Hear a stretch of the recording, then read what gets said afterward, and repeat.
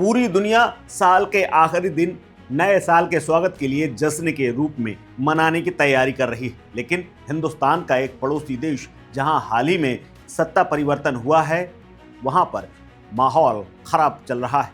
2024 के बीच में जब शेख हसीना की सरकार को गिराने की तमाम कवायद हुई, आंदोलन हुआ, उसके बाद से लगातार बांग्लादेश में उपद्रव जारी है और अब तो खबरें ये हैं कि माहौल खराब होते ही वहां पर संविधान को खत्म करने की कोशिश की जा रही है।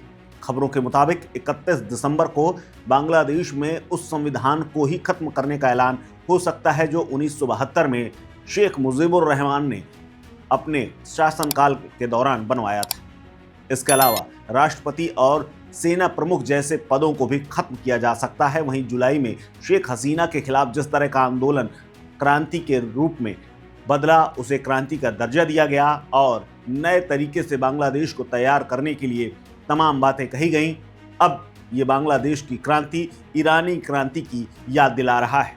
ईरानी क्रांति में भी कई ऐसी चीज़ें हुई थीं कि पहले जहां उन्नत देश के रूप में ईरान को जाना जाता था, वहीं बाद में वहां पर मौलानाओं और धार्मिक रूप से तमाम शक्तियों का जिस तरह से शासन रहा, उसके बाद वहां के हालात बदल गए।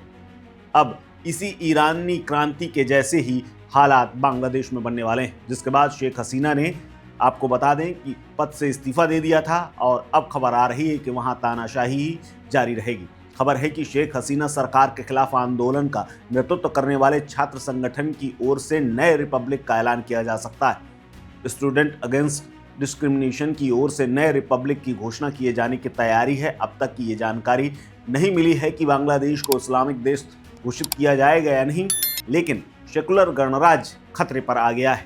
फिलहाल अस्थिरता का आलम यह है कि राष्ट्रपति और आर्मी चीफ के पदों को समाप्त करने की चर्चा जोरों पर है और इसकी मांग भी तेजी से बढ़ रही है, जिसके बाद एक बार फिर से बांग्लादेश के हिंदुओं के ऊपर तमाम तरह की आपदाएं मंडराने लगी हैं। इससे भारत जैसे तमाम पड़ोसी मुल्क भी चिंतित हैं।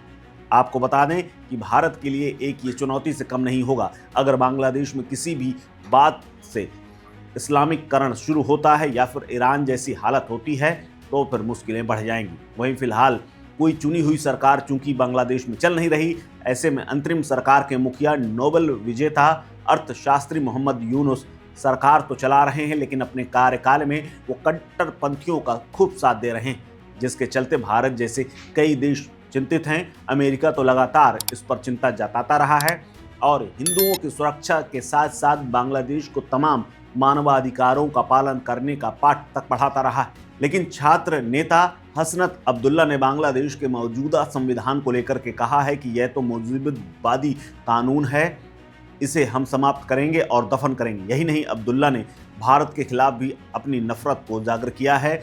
हसनत ने कहा कि 1972 के उस संविधान के चलते भारत को बांग्लादेश में दखल देने का मौका मिला।